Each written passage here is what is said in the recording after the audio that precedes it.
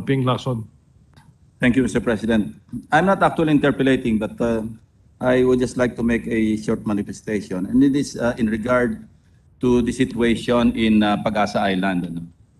I was there last Saturday, and I found out that there's only one elementary school, two elementary school teachers, multi-grade actually teachers, catering to 34 students, coming from 54 households, because there are only 193 living souls in the island. So my concern, Mr. President, distinguished sponsor, is that if there's only one elementary school and there are only two teachers, what will happen to the children after finishing grade 6 actually?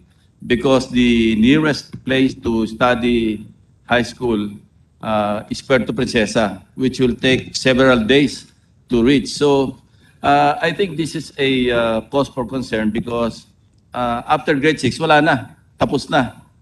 Wala na kinabukasan yung bata. So I'm just wondering what the department can do in this situation. Probably we can put up under your last mile schools program. It's either we put up a high school building or integrate na lang natin. But we should also hire at least one teacher, multi-grade din, na tumulong magturo from kindergarten to high school man lang. Yes, Your Honor, I'm very interested in that scenario because it's very similar to the villages that I visit in the mountain, in the Cordilleras, in the mountainous areas in the north. There are multi-level schools. Sometimes there are not multi-level, but sometimes there are multi-level schools for grade school, and then they have to travel either by foot for 2 to 4 hours to the high school, or more often than not, they would then have to dorm, which I feel is very difficult, no? Because they would only be in junior high, 13 years old, they'll already have to dorm. The answer of DepEd here, Your Honor, is that they will go with the age of the children. So if there are high school students already, then they will already include that for the building. I think that is the plan, but the reality is we will find, like I said, in the mountain villages that I visited, wala talagang high school. So they are forced to, they can't go up and down 2 hours a day. So they are forced to live. So, but the plan is that there should be high schools there. So parang creating integrated schools, Yes, Your in Honor. the meantime that there's no facility for high school education, probably yung integration.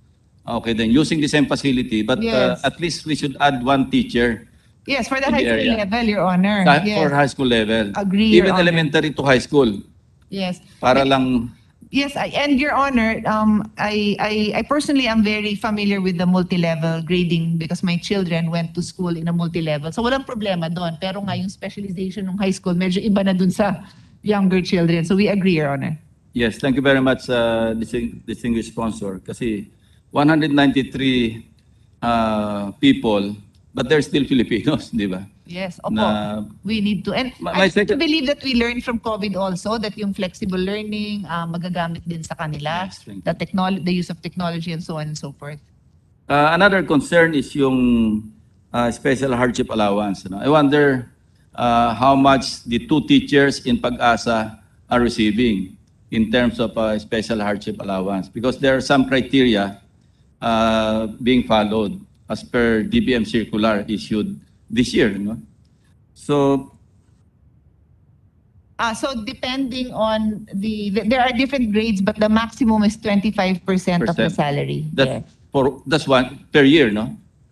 Yeah, over the whole year. Over the whole year. So yung monthly po nila will also go up. So would the two teachers qualify?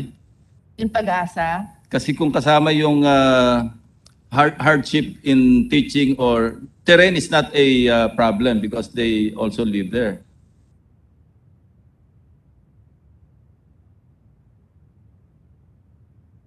the basis of the hardship allowance to be categorized to get that hardship extra is based geographically on the location of the school. So that appears to be included, Your Honor. Yes.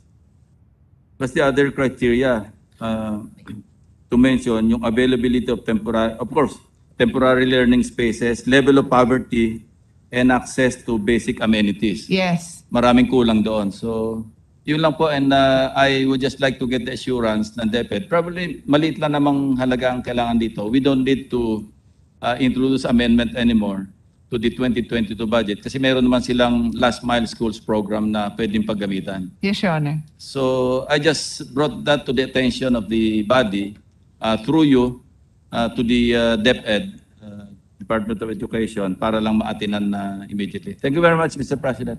Thank you, distinguished sponsor. Thank you, Mr. President. Thank you to our colleague from